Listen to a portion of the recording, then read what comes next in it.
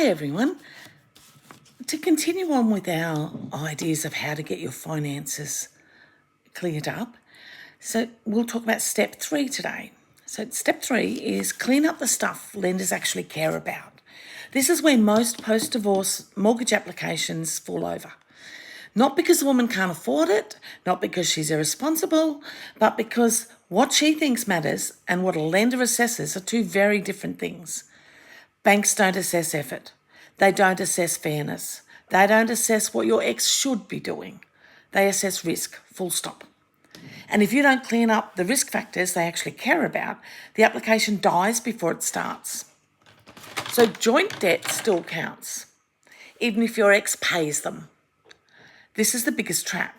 If your name is on the debt, most lenders treat it as your responsibility, regardless of divorce agreements, verbal arrangements, or he's never missed a payment, or it's coming out in the settlement. Until a debt is refinanced, discharged, or removed from your name, it can reduce your borrowing capacity, push servicing below thresholds, and trigger outright declines. The only way to sort this out is to have it written strictly into your settlement agreement. Ignoring joint debt doesn't make it invisible. It just makes the outcome worse when a bank sees it first. Credit file damage matters more than explanations. You can explain why something happened. A credit report only shows that it did. So late payments, defaults, missed utilities, short-term credit spikes. Lenders don't ask whether they were understandable. They ask, is the pattern still happening? How recent is it? What does it suggest about your future behaviour?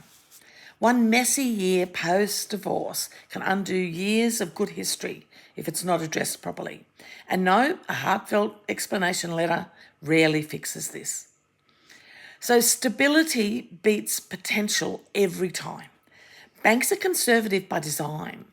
They would rather lend to someone earning less but consistently than someone earning more with recent job changes, variable income but not yet proven, new self-employment, contract work without any history. Future potential doesn't help if it can't be proven on paper right now. That doesn't mean you can't buy. It means timing and structure matter more than optimism. Clean structure beats high income with chaos attached. So high income does not override poor structure. I see applications fail because of too many open credit facilities, too many buy now, pay later, unused cards still counted at full limits, which is what the banks will do. Accounts used inconsistently, money bouncing between accounts with no clear logic. To a lender, this looks like disorganisation, stress and risk. Even when the income is strong, structure tells a story and messy structure tells the wrong one. So what this step actually involves, this isn't about perfection, it's about precision. What I do here is identify risks before they turn into declines, separate what's fixable from what just needs to be worked around, time the application so weaknesses are less visible, and present your position in a way a lender understands and accepts. Most people skip this and go straight to applying. That's why they get knocked back. The more you get knocked back, the worse it can hurt you. So this step can shave years off your buying timelines. A decline doesn't just hurt emotionally, it follows you. Multiple inquiries, stronger scrutiny next time, fewer lender options.